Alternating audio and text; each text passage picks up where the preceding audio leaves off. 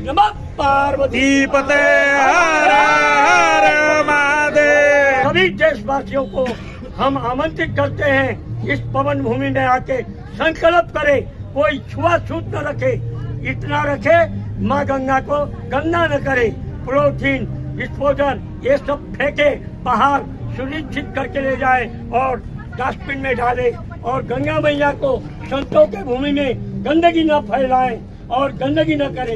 ये मेरी विनती है।